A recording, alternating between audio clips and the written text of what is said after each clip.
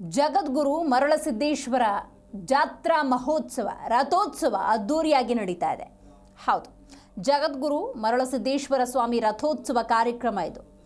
ಉಜ್ಜಯಿನಿ ಶ್ರೀ ಜಗದ್ಗುರು ಮರಳಸಿದ್ದೇಶ್ವರ ಸ್ವಾಮಿಯ ರಥೋತ್ಸವ ಕಾರ್ಯ ನಡೀತಾ ಇದೆ.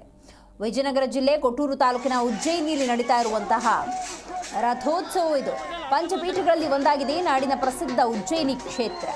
ನಾಡಿನ ಮೂಲೆ ಮೂಲೆಗಳಿಂದ ಭಕ್ತ ಸಾಗರವೇ ಹರಿದು ಬರ್ತಾ ಇದೆ.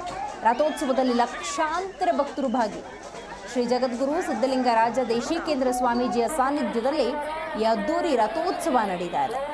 ರಥೋತ್ಸವ ಕಾರ್ಯಕ್ರಮದಲ್ಲಿ ಮೊದಲು ಸ್ವಾಮಿಯ ಉತ್ಸವ ಮೂರ್ತಿಯನ್ನು ಕರೆತಂದು ರಥಕ್ಕೆ ಪ್ರದಕ್ಷಿಣೆ ಹಾಕಿಸಿ ರಥದಲ್ಲಿ ಪ್ರತಿಷ್ಠಾಪನೆ ಮಾಡಲಾಗಿದೆ. ಬಾವುಟವನ್ನು ಕೆರಗುಡಹಳ್ಳಿ ನಂದೀಶ್ವರು ಪಡೆದುಕೊಂಡಿದ್ದಾರೆ. ಸಮಾಧಿ, ನಂದಿಕೋಲು ಸೇರಿದಂತೆ ವಿವಿಧ ವಾದ್ಯಗಳೊಂದಿಗೆ ನೆರೆದಿದ್ದ ಲಕ್ಷಾಂತರ ಭಕ್ತರು ಜಯ ಘೋಷಣೆಗಳನ್ನು ಕೂಗ್ತಾ ಈ ರಥೋತ್ಸವವನ್ನು ಆಚರಿಸುತ್ತಿದ್ದಾರೆ.